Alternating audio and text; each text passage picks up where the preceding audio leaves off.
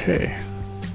So I just bought Quantum Conundrum because it was cheap on Steam and looked at the trailer, it looked cool. I thought I'd try it out. I already played a little bit, but just to try it out. Once upon a start from the beginning. That's how these things usually start, yes? A sister took pity on her brilliant, prolific, and incredible brother. She had somehow gotten it in her head that he might be lonely, or at least that's what she claims. And so, on a perfectly fine, productive Friday afternoon, the sister picked up her son from the Elwood Academy for Boys and dropped the aggravating child off on the brother's doorstep. Now the boy had visited Quadrangle Manor on a few occasions. Each time was complete with a grand entrance from the brother, who was in fact a professor and inventor with a profound and soaring intellect. With each visit, the inventions he exhibited became more slick and cutting edge. The boy eagerly awaited the revealing of the professor's latest contrivance, but this, the most captivating of visits, started a bit differently. Okay. Well, let's see here. If I configure the trans-dimensional velocity regulator at approximately 0.8... At least this game has some humor. That's good. Oh, you're here? I have the most incredible invention to show you this visit. Unfortunately, I'm a bit indisposed at the moment. If you take your luggage into the foyer, I will join you as soon as I can. Oh, you confounded machine. What was that? Oh, good. That should be a safety release for the door up there somewhere. Where on earth did I put that? Oh, no. As I said, played this a little bit before, so I know what to do in the beginning.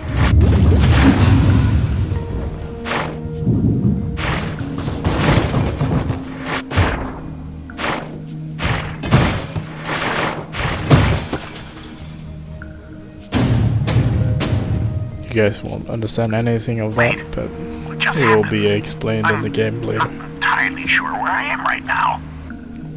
The security uplink on my watch still seems to work, so I can see you and... Hello? You can hear me, right? Jump around a bit if you can. Ah! It seems as if I can still tap into the intercom system. Well, I most certainly can do better than this. Testing. There.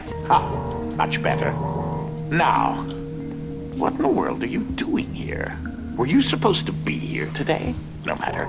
Well, judging from the current underwhelming amount of light in this room, we're still on backup power. My head is killing me. It seems as though I now possess a rather large epidural hematoma. A bump on the head. Do me and yourself a favor and head to the front hall. There's a way to restart the power grid. Last I remember, I was in the new technology sector, and then... I don't know. If you head over to my office over on the left, you should be able to restart the manor's power grid. Throw that switch there. It should be the one. Well, that wasn't as effective as I'd hoped. You'll have to reactivate the generators in each sector in order to lift the current lockdown. Just take the glove in the box with you. I wish you could see my facial expression right now, as I am not pleased. What you are holding is an early prototype of the interdimensional ship device, or IDS device for short. It's one piece of my latest invention that should come in handy. Get it? You know, because it's a glove. If you can access the generator at the back of each wing, we might be able to lift the lockdown on the rest of the house. It seems as if the breaker did unlock the blue wing. Well, I suppose you should start there first.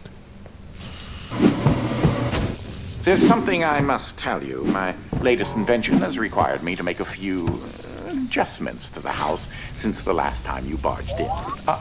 Now one of the topics that our family has been studying for several generations are rifts existing between various dimensions. I've been able to develop a power source that will channel enough energy into one of these dimensional rifts that it can be widened enough to travel. The glove controls the power source, which allows you to travel to whichever dimension has rifts in the area.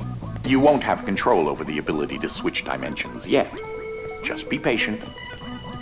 This door is using one of my inventions, the repetitive, periodic, articulating gruidae, or a drinking bird, except that it's far more advanced.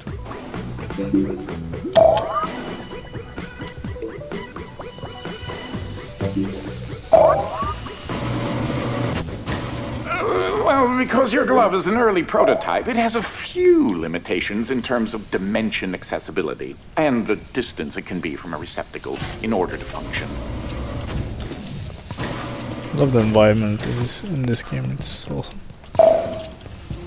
This is such an early experiment with dimensional shifting, so I decided to have it triggered remotely with the drinking bird. Instead of operating a door, the bird will trigger a dimensional shift.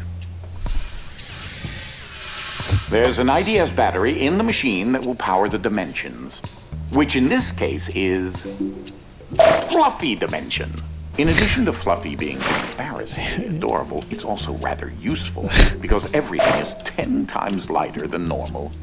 Yes. That's why I could lift a safe. Though that looks like a regular scale, it is in fact a portable kinetic mass to electricity converter. See, everything turns fluffier. Love this game. Anyone who likes There's Portal that will lovely bird again. like this game as well. Sometimes I call him Desmond. Something to note. Since you're holding a version of the IDS device, you, in fact, are not the you in an alternate dimension. Let me try that again. You remain constant, so no matter the dimension, your mass, shape, speed, and trying personality remain the same. You should throw that IDS battery into the receptacle mounted on the wall. That receptacle will distribute the power source around the room, allowing you to now use your IDS device to switch dimensions at your leisure. The cushion safe now. Quickly safe. Cushion safe. You're gonna see everything changes into fluffy form here. Well, except the door and electrics. It's all fluffy!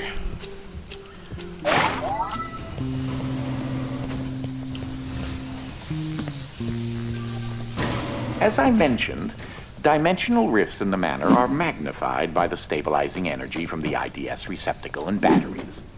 This is what enables you to slip between dimensions when you're wearing the IDS glove.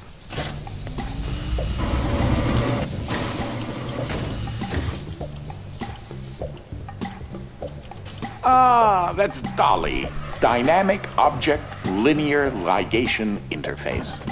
To you, a cloning device. I like my house just so. So I decided to add functionality to her to keep everything consistent. I'll need to tune that later.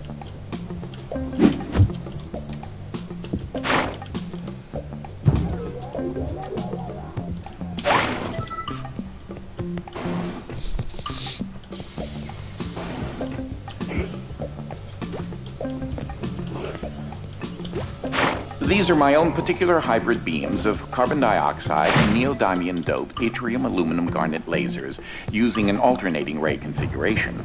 Gives them an extra kick.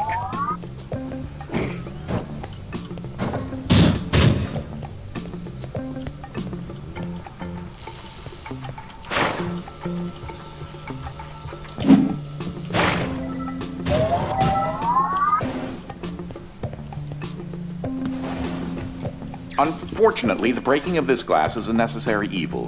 Don't take that as permission to do it elsewhere.